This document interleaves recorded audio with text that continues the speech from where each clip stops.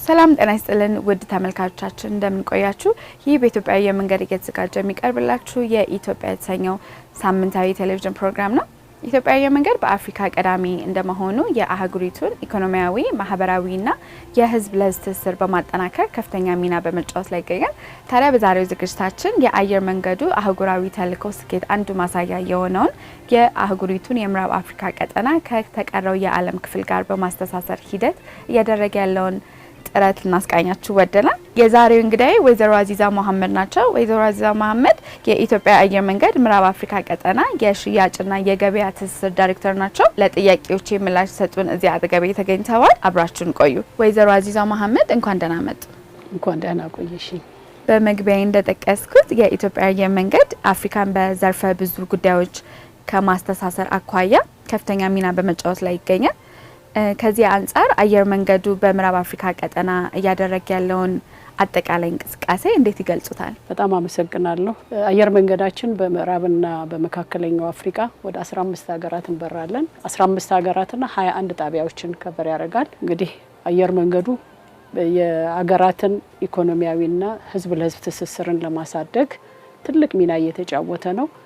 በሳምንት ከ144 በላይ ፍላይቶች እንበራለን። ይሄ ደግሞ ምንድነው የሚያሳየው? ለሀገራት አንዳንድ ሀገራት የባህር በር የላቸውም።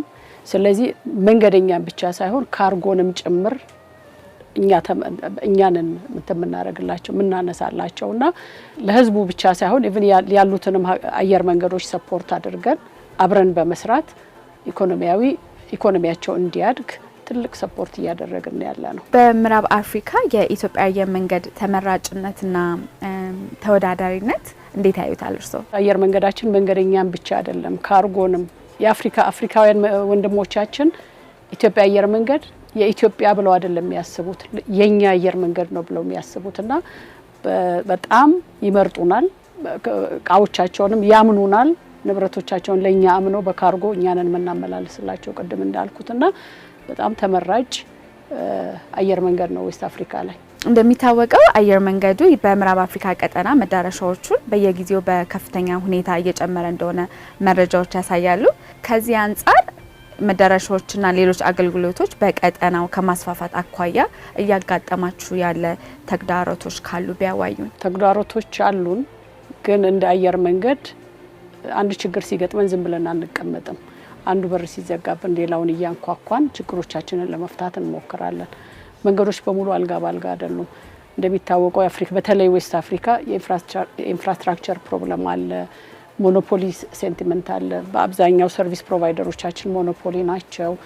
የስሎት ችግር አለ። ግን ያንን ሁሉ በንግግር ከባለስልጣናት ጋር ተቀራርበን በመነጋገርና ለምን እንደምንሄድ እነሱን ልንረዳቸው እንደሆነ በመግለጽ ችግሮቻችንን እየፈታን ዛሬ ላይ ከምናስበው በላይ ኮኦፕሬቲቭ ሆነውልን ፍላይቶቻችንን አዲሽናል ተጨማሪ ፍሪኩዌንሲ እየፈቀዱልን ኦፕሬሽናችን እየቀጠለ ነው ያለውና ወደፊትም እንቀጥላለን። ወደፊት በምዕራብ አፍሪካ ቀጠና አገልግሎቱን ይበልጥ ከማስፋፋት አኳያ እየተሰሩ ያሉ ስራዎች ካሉ ይንገሩና ፕሮግራማችንን እንጨርስ።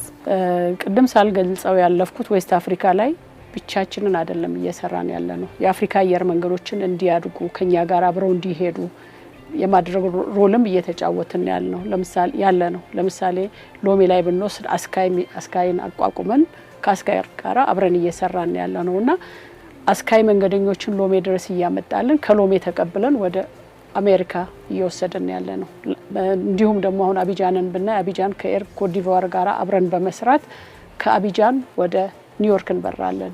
እንዲህ አይነቱ አካሄድ የአየር መንገዶችን ትስስር የአፍሪካ አየር መንገዶችን ከማብቃት አንጻር ትልቅ ሮል አለንና እንደሱ አይነቱን አሰራር እናጠናክራለን ብለን እንገምታለን። አሁን በቅርቡም ከኤር ሴኔጋል ጋራ ኮድ ሼር ተፈራርመናልና እሱም ይጠቅመናል።